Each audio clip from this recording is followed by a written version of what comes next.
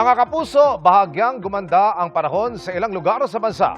Magtutuloy-tuloy na kaya yan, lalo't long weekend bukas. Alamin natin kay Amor La Rosa ng GMA Weather Center. Amor! Salamat, Emil. Sulitin na natin ang maaliwalas sa panahon ngayong pansamantalang humina ang epekto ng habagat sa ating bansa. Posible kasing sa susunod na linggo ay magbalik na naman ang maraming pag-ulan dahil sa muling paglakas ng habagat habang lumalapit ang panibagong bagyo. Kaninang hapon ay humina at naging low pressure area na lang yung binabantayan natin na bagyong Neneng at ngayong gabi ay sa labas na po yan ng Philippine Area of Responsibility.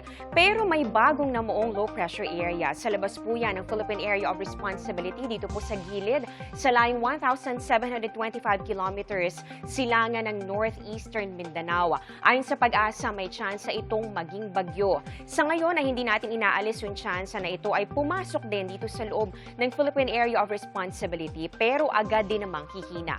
Bukod dyan, patuloy rin nating minomonitor yung isa pang bagyo na nasa labas ng PAR na merong international name na Saudel.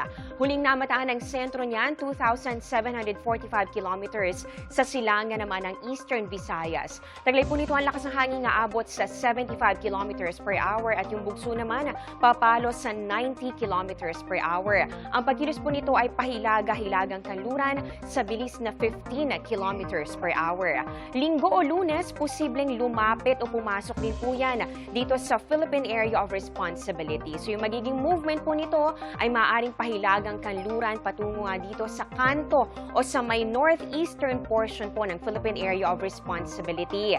Pero pumasok man yan o hindi, palalakasin po nito yung southwest monsoon o yung hanging habagat. Kaya paghandaan ulit natin yung posibleng maulang panahon sa susunod na linggo.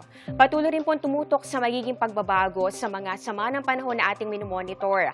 Ang susunod na ipapangalan sa bagyo na papasok sa Philippine Area of Responsibility ay Obet.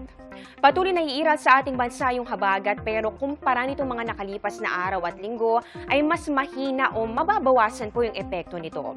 Base sa datos ng Metro Weather, mababa po ang tsansa ng ulan sa umaga sa halos buong Luzon bukas. Pero pagsapit ng hapon, may mga pag-ulan na dito po yan sa Batanes, Ilocos Region, Central Luzon at inaasahan din po natin may mga kalat-kalat na ulan o panandalian lang dito po yan sa may Cagayan Valley, Cordillera, pati na rin dito po sa may Calabarzon, Mindoro Provinces at ilang bahagi ng Bicol Region. Mas maayos na rin ang panahon natin dito sa Metro Manila pero hindi pa rin inaalis ang tsansa ng ulan pero hindi na po gaya ng mga naranasan natin nitong mga nakalipas na araw.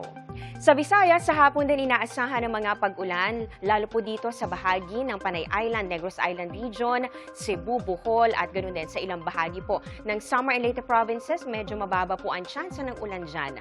Sa Mindanao naman, posibleng maalinsangan pa rin ang panahon at aabot pa sa 43 degrees Celsius yung heat index. Pero kahit po mainit ang panahon, may tsansa pa rin ng ulan dahil naman sa localized thunderstorms, lalong-lalo na po yan sa hapon o gabi.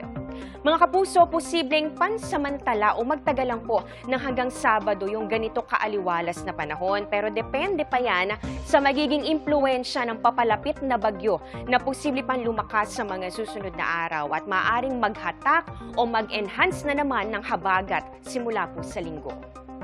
Yan muna ang latest sa ating panahon mula sa GMA Weather Center. Ako po si Amor La Rosa, serbisyong totoo ng GMA News.